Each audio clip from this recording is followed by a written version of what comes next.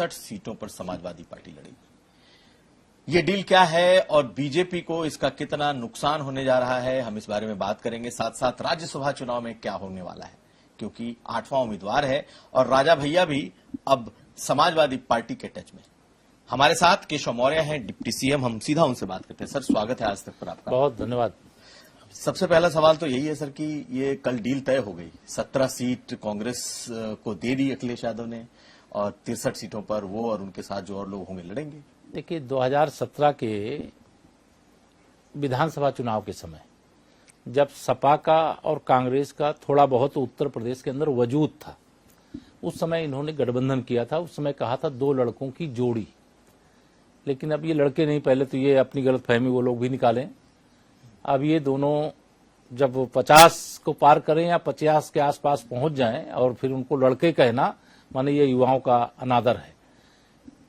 मेरा अपना मानना है कि सपा और कांग्रेस का गठबंधन कहीं मतलब एक भी किसी सीट पर मुझे लड़ता हुआ दिखाई नहीं दे रहा है। भारतीय जनता पार्टी बूथ से लेकर के लोकसभा तक और पूरे उत्तर प्रदेश में इतनी मजबूत है और माननीय मोदी जी के नेतृत्व में इतनी तेज लहर है कि यह गठबंधन कहीं टिकेगा नहीं। यह गठबंधन हवा में तैर रहा है, मीडिया में तैर रहा है, बयानों में तैर रहा है, लेकिन जमीनी हकीकत कुछ और है। मेरा विश्वास है कि 2019 में कांग्रेस के राष्ट्रीय अध्यक्ष रहते हुए श्री राहुल गांधी जी को अमेठी सीट गंवानी पड़ी थी। इस बार अमेठी के साथ साथ हम रायबरेली भी कांग्रेस को हराएंगे और सपा का इस बार मान करके चलिए कि वो समाप्तवादी पार्टी बनेगी और यूपी में उनका भी कहीं खाता खुलने वाला नहीं। लेकिन कांग्रेस पार्टी और सपा के बीच में सीटों को लेकर के बहुत खींचतान चली। खास करके कांग्रेस पार्टी कुछ सीटें चाहती थी, जैसे मुरादाबाद जैसी सीटें थी, कुछ मुस्लिम बहुल सीटें चाहती थी, लेकिन चली तो अखिलेश यादव की ही और बाकायदा उन्होंने मध्य प्रदेश में भी एक सीटें ली। देखिए, भारतीय जनता पार्टी की सेहत पर इससे कोई फर्क नहीं पड़ता है। सपा और कांग्रेस का गठबंधन, बाकी जो दल और बचे हों उनसे भी गठबंधन कर लें, तब भी इनका गठबंधन का खाता नहीं खुलने वाला है। और इससे न सपा की हैसियत बढ़ गई है न कांग्रेस की हैसियत बढ़ गई है। जिनकी हैसियत जनता ने जो बना दिया है उतनी बनी रहे, ये बड़ी बात है। इस समय जनता की नजर में यह सब एक तरह से विलेन बन करके रह गए।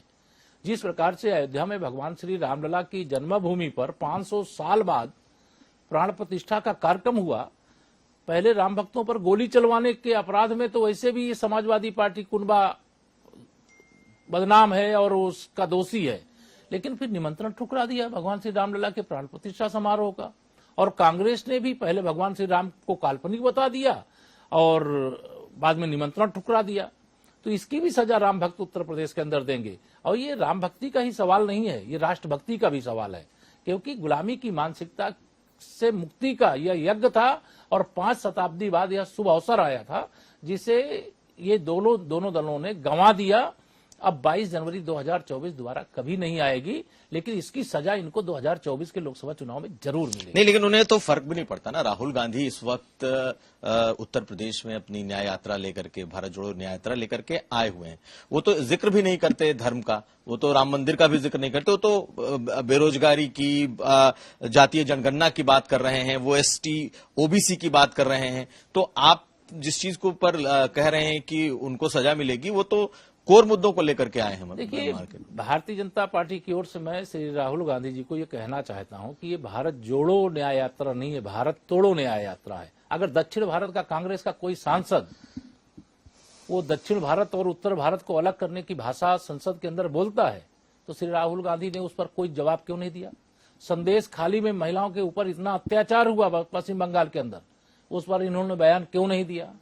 इनकी सरकार के समय कितनी हिस्सेदारी ओबीसी को दिया, कितनी हिस्सेदारी एससी को दिया, कितने ब्यूरोक्रेट उस समय इनके समय पर थे।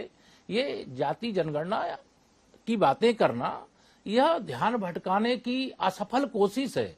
माननीय प्रधानमंत्री जी ने व्याख्या कर दी, पहले सबका साथ सबका विकास, उसको और अच्छे से श्री राहुल गांधी जैसे लोगों को समझाने के लिए कि हमारे लिए देश में 4 जातियां हैं, गरीब, युवा, महिला और किसान।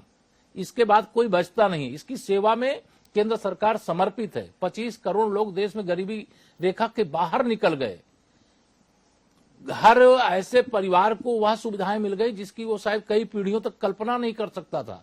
लेकिन मोदी है तो मुमकिन है। कांग्रेस मुद्दा विहीन है, कांग्रेस नेता विहीन है और इंडी गठबंधन सभी मोर्चों पर विफल हो चुका है, वह कहीं नहीं टिक पा रहा है। और इस बार तो मैं आपको विश्वास से कह सकता हूं कि मैं बोलता हूं, हरदम आज बोल रहा हूं, कांग्रेस मुक्त भारत और समाजवादी पार्टी सपा बनने की ओर अग्रसर है। नहीं, लेकिन आप खुद भी ओबीसी बिरादरी से आते हैं। राहुल गांधी जिस अग्रेसिव तरीके से ओबीसी की बात कर रहे हैं, जातीय जनगणना और एक्सरे कराने की, समाज के एक्सरे की बात कर रहे हैं, आपको लग नहीं रहा कि वो उस समाज को छू रहे हैं, वो उस मुद्दे को छू रहे हैं जो सही कहीं कहीं आपके लिए मुसीबत न बन जाए, कहीं आपके लिए वो मुसीबत नहीं बन जाएगा, क्योंकि कांग्रेस का इतिहास देश भी जानता, देश की जनता भी जानती, देश का गरीब किसान, युवा और महिलाएं भी जानती हैं। और 25 करोड़ लोग अगर माननीय नरेंद्र मोदी जी के नेतृत्व वाली 10 साल की सरकार में गरीबी रेखा से बाहर आए हैं, तो ये गरीबी के दलदल में गरीबी हटाओ का नारा देने वाले किसने झोंका था उनको? उनके पक्के घर क्यों नहीं 4 करोड़ पहले बने थे? क्यों 12 करोड़ लोग घर में शौचालय नहीं बने थे? क्यों लोगों के घर में उज्ज्वला योजना का गैस का कनेक्शन नहीं गया था? क्यों बीमारी के कारण पैसे के अभाव में लोग मर रहे थे? 5 लाख का बीमा इन्होंने क्यों उस समय नहीं दिया था? क्यों गरीब भूख से मरता था? आज 80 करोड़ लोगों को प्रधानमंत्री गरीब कल्याण अन्न योजना का राशन मिल रहा है। ये कांग्रेस के समय क्यों नहीं हुआ था? कांग्रेस केवल अगर किसी का लिखा हुआ पढ़ने से श्री राहुल गांधी जी ये समझते हैं कि उसको बोलने से कोई असर पड़ जाएगा। मैं एक गरीब माँ बाप का बेटा हूं, मेरे नरेंद्र मोदी जी प्रधानमंत्री जी वो गरीब माँ बाप के बेटे हैं, और जाके पैर न फटी बेवाई वह क्या जाने पीर पड़ाई। चांदी का चम्मच लेकर के पैदा हुए श्री राहुल गांधी जी को या श्री अखिलेश यादव जी जैसे लोगों को गरीबों का दर्द ही नहीं पता है, महिला सशक्तिकरण के बारे में सोच नहीं सकते, देश दुनिया की तीसरी अर्थव्यवस्था बन जाए इस पर विचार नहीं कर सकते, 2047 तक विकसित भारत बनेगा, यह विजन ही इनके पास नहीं है। ये मोदी है तो मुमकिन है, मोदी की गारंटी पर देश का भरोसा है। 3 राज्यों में भी धूल चटाए कमल का फूल जनता ने खिला दिया, अभी भी इनको समझ में नहीं आया। इन्हीं मुद्दों को लेकर वह मध्य प्रदेश में भी गए थे, छत्तीसगढ़ में भी गए थे, राजस्थान में भी गए थे, क्या मिला? कांग्रेस का सुपड़ा साफ हो गया। और 2024 के चुनाव में मैं पूरे विश्वास से कह सकता हूं इस बार तो उत्तर भारत भी जीतेंगे भारी भरकम सीटें के साथ, और दक्षिण भारत भी जीतेंगे। केशव जी, लेकिन इस वक्त आपके सर पे जो सबसे पहले आ रहा है वो है राज्यसभा चुनाव, और राज्यसभा चुनाव में आप लोगों ने 8वां उम्मीदवार भी उतार दिया है। राजा भैया बहुत बड़े फैक्टर हो गए हैं, समाजवादी पार्टी के नेता उनसे जाकर के मिल रहे हैं, उनसे समर्थन भी मांग रहे हैं, आपके भी प्रदेश अध्यक्ष जाकर के मिले, तो क्या आप लोग कैसे जीतेंगे अगर राजा भैया ने आपको साथ नहीं हमारे पास 8 प्रत्याशियों को जुटाने के लिए हमारे पास पर्याप्त वोट है, और उस वोट के आधार पर ही हमने 8वां कैंडिडेट भी लड़ाने का काम किया है। भारतीय जनता पार्टी के 8 राज्यसभा के प्रत्याशी राज्यसभा के सांसद बनकर के 27 तारीख को जब वोटों की गिनती हो जाएगी तो आपको ध्यान में आएगा। सपा में भगदड़ मची हुई है, कांग्रेस में भगदड़ मची हुई है, वो सब भारतीय जनता पार्टी अगर दरवाजा खोल दे तो समाजवादी पार्टी भरभरा करके भाजपा कार्यालय आना चाहती है। सपा में कोई रहना नहीं चाहता। श्री अखिलेश यादव जी के पूरे परिवार में महाभारत छिड़ी है, और श्री राहुल गांधी जी और प्रियंका गांधी जी में युद्ध छिड़ा हुआ है, और ये अपना घर नहीं संभाल पा रहे हैं। हम 8वीं सीट राज्यसभा की भी जीतेंगे और अच्छे अंतर से जीतेंगे। तो क्या राजा भैया आपके साथ होंगे या राजा भैया उधर जाएंगे? कौन कौन साथ होगा हमारे, इसका मैं समझता हूं कि खुलासा करने की जरूरत नहीं है, लेकिन हमारे पास जरूरत से अधिक मत है और हमारे 8 कैंडिडेट विजयी होकर के राज्यसभा जाएंगे। अखिलेश यादव ने कल अपने कई कैंडिडेट्स बदल दिए और धर्मेंद्र यादव की जगह उन्होंने शिवपाल यादव को बदायूं से लड़ा। मैंने ही तो कहा घर में महाभारत छिड़ी हुई है, कभी धर्मेंद्र यादव तो कभी शिवपाल यादव जी, कभी अखिलेश यादव जी तो कभी डिम्पल यादव जी। तो ये जो खेल हो रहा है, ये जो चल रहा है, सबको मालूम है। इस बार जमानत बचने की भी संभावना नहीं है, कोई लड़ना नहीं चाहता है और कोई कैंडिडेट घोषित होकर के वापस ले लिया जाता है। और श्री अखिलेश यादव जी के बारे में आप जानते हैं, उनका ही भाई हैं, चचेरे भाई हैं धर्मेंद्र यादव जी। आजमगढ़ से लड़े थे, एक भी दिन प्रचार करने गए थे क्या? और उनकी पत्नी जब चुनाव लड़ी मैनपुरी से तो एक भी दिन मैनपुरी छोड़े थे क्या? ये श्री अखिलेश यादव जी शुद्ध रूप से परिवारवादी हैं, स्वांता सुखाए, अपना सुख, अपना परिवार, अपनी पत्नी, अपने बच्चे, उसके न चाचा न भाई न भतीजा, ये सोच वाले लोग नहीं है। अब श्री मुलायम सिंह यादव जी का युग चला गया जब परिवार को एक करके वो चलते थे, जब समाजवादी पार्टी सत्ता तक पहुंच जाती थी। अब सत्ता का स्वप्न देखना श्री अखिलेश यादव जी छोड़ दें। 2047 तक देश में भी प्रदेश में भी भारतीय जनता पार्टी की सरकार है और आगे भी रहेगी। जनता का समर्थन हमको इतना जबरदस्त मिल रहा है, हमारी गरीब कल्याण की इतनी योजनाएं डबल इंजन सरकार के माध्यम से लोगों तक पहुंची हैं। आप किसी गांव में जाइए, पूछिए, किसी जाति से पूछिए, किसी समुदाय से पूछिए, कह रहे नहीं हम तो लोकसभा में मोदी जी को वोट देने जा रहे हैं।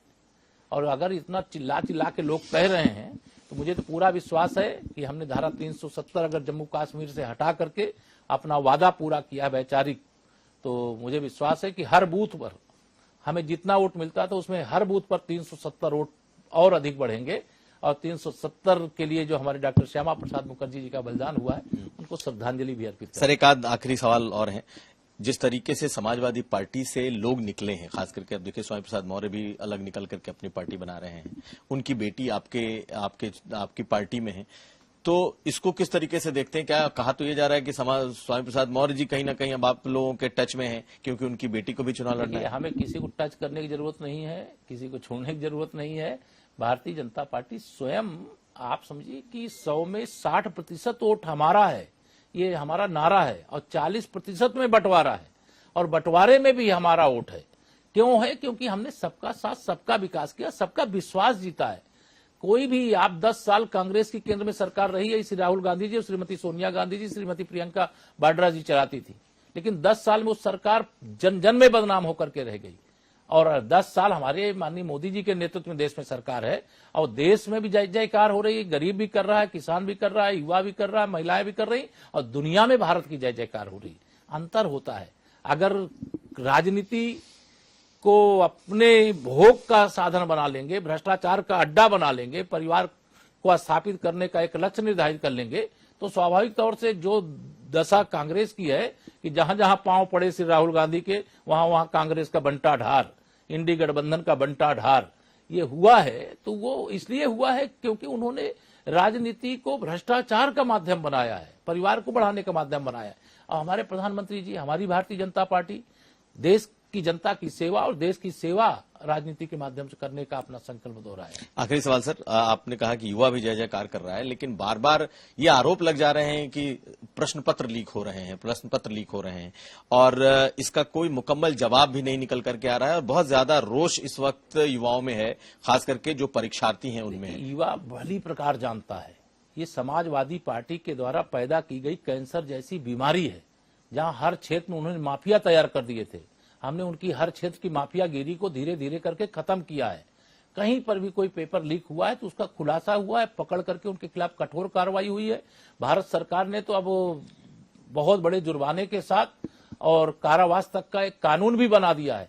हमारी सरकार की मंशा को युवा समझता है कि आदरणीय मोदी जी के नेतृत्व में, मोदी जी के मार्गदर्शन में, चाहे देश की सरकार, चाहे उत्तर प्रदेश की सरकार, कभी कोई पेपर लीक हो ये हम नहीं चाहते। लेकिन यह जो बीमारी समाजवादी पार्टी, बहुजन समाज पार्टी ये जो पैदा करके गए हैं, उस कैंसर को हम धीरे धीरे खत्म कर रहे हैं। युवाओं का उज्जवल भविष्य भारतीय जनता पार्टी की सरकार में है। यह युवाओं के भविष्य के साथ खिलवाड़ करने वाले लोग हैं। परीक्षाएं प्रतिभाशाली बच्चे देते थे, सूची इनकी सरकार के माध्यम से भर्ती आयोगों को भेज दी जाती थी, वसूली करके और नाम दिए जाते थे। लेकिन आज 6.5 लाख लगभग नौकरियां दी गई। एक भी आरोप ये नहीं लग सकता है कि भारतीय जनता पार्टी की सरकार में रिश्वत देकर के नौकरी मिली। नहीं, लेकिन यहाँ कहाँ ऐसी गलतियां हो रही हैं आप लोगों से कि युवा सड़क पर उतर जा रहे हैं? ये पुलिस भर्ती को लेकर के आरोप है। अभी पुलिस भर्ती पे श्री अखिलेश यादव जी के पास कोई मुद्दा नहीं, इस प्रकार के आरोप लगाते हैं। अभी तक मेरी सूचना के हिसाब से कोई पेपर लीक नहीं हुआ। जो इस प्रकार का प्रयास किए, पुलिस ने उन पर कड़ी नजर रखी है, वह सब पकड़े जाएंगे। यह जो पेपर लीक की बीमारी है, इसको सदा सदा के लिए उत्तर प्रदेश से और देश से खत्म करने के लक्ष्य के अंतर्गत ही माननीय प्रधानमंत्री मोदी जी के नेतृत्व में केंद्र सरकार कानून बना चुकी है, और उस कानून को कड़ाई से लागू करने का काम उत्तर प्रदेश के अंदर भी किया जाएगा। बहुत शुक्रिया सर आज से बात करने के लिए। तो हमारे साथ थे केशव मौर्य, उन्होंने तमाम मुद्दों पर अपनी बात रखी। कुमार अभिषेक, आज तक।